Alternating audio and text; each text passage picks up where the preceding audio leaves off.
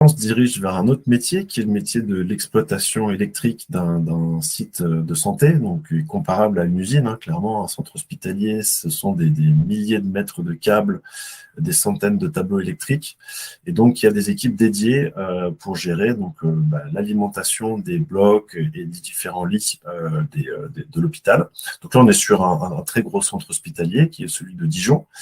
La problématique de ces personnes-là est la suivante, c'est que ils sont surchargés d'informations puisqu'ils doivent à la fois traiter les sujets de maintenance, ils doivent à la fois traiter les sujets de réglementaires, donc de contrôle réglementaire. Ils doivent aussi répondre aux attentes des usagers des locaux.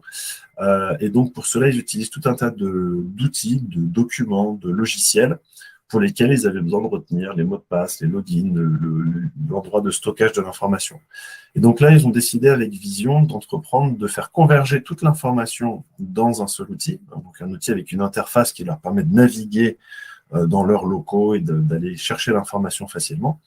Et sur la base de cet outil, un cas d'usage intéressant, dans le cadre des contrôles réglementaires, ils ont souhaité faire converger l'information des non-conformités existantes dans leurs locaux, qui existent dans les logiciels des organismes de contrôle. En l'occurrence, ici, c'est le logiciel Apogee One de la PAV, que tout le monde connaît, puisque globalement, la PAV intervient chez la plupart des donneurs d'ordre en France.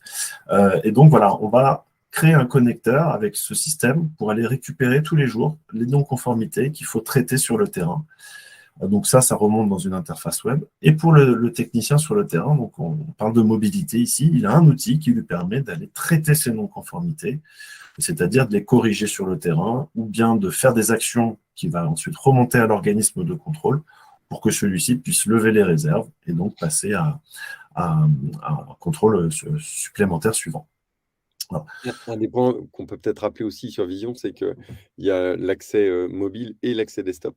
C'est-à-dire qu'on peut Exactement. utiliser les deux tableaux et on n'est pas sur un côté application iOS ou Android, puisque là, pour le coup, c'est le côté web app que tu veux détailler, peut-être et expliquer l'intérêt et l'avantage.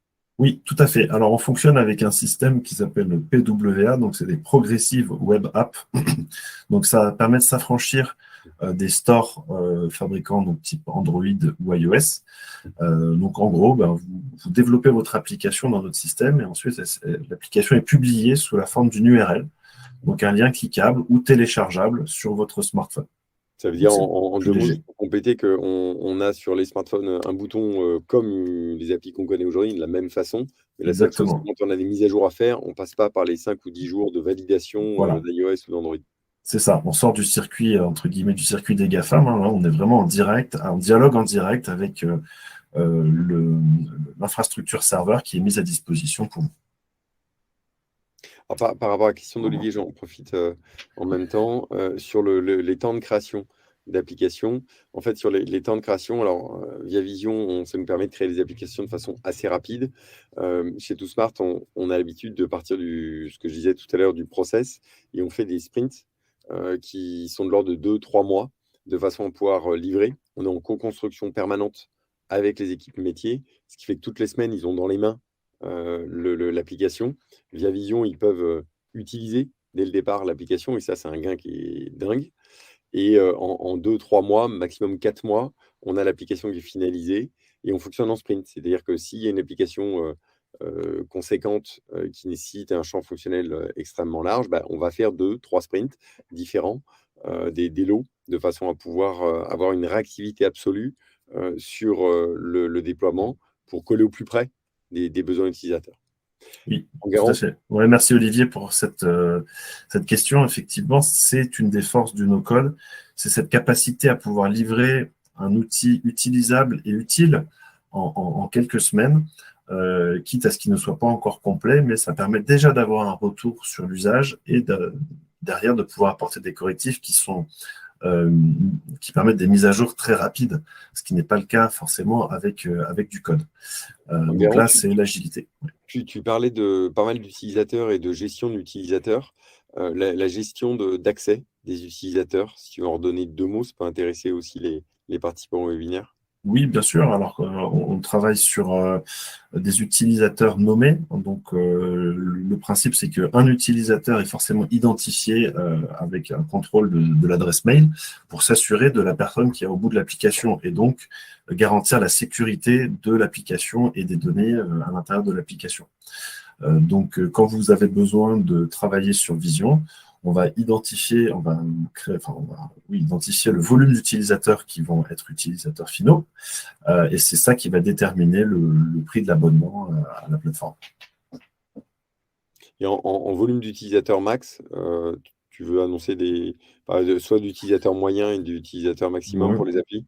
Oui, alors il y a pas vraiment de règles. Disons que tout va dépendre de l'infrastructure serveur que vous mettez derrière, puisqu'on va permettre de configurer le serveur que vous utilisez. Donc, vous pouvez mettre le nombre d'utilisateurs que vous souhaitez. Aujourd'hui, en moyenne, on va dire qu'on distingue deux types d'usages. On a autour de 10-20 utilisateurs sur un métier en particulier qui commence à prendre en main une application Vision. Et puis, on a des plus grosses entreprises qui l'utilisent plutôt sous forme d'application de type flux d'échange de données. Donc là, qui ne concerne pas forcément un utilisateur en particulier, mais des flux entre logiciels. Donc là, on fait office plutôt de middleware, des applications de type middleware. Vous voyez comme ça la profondeur de champ et les capacités de Vision.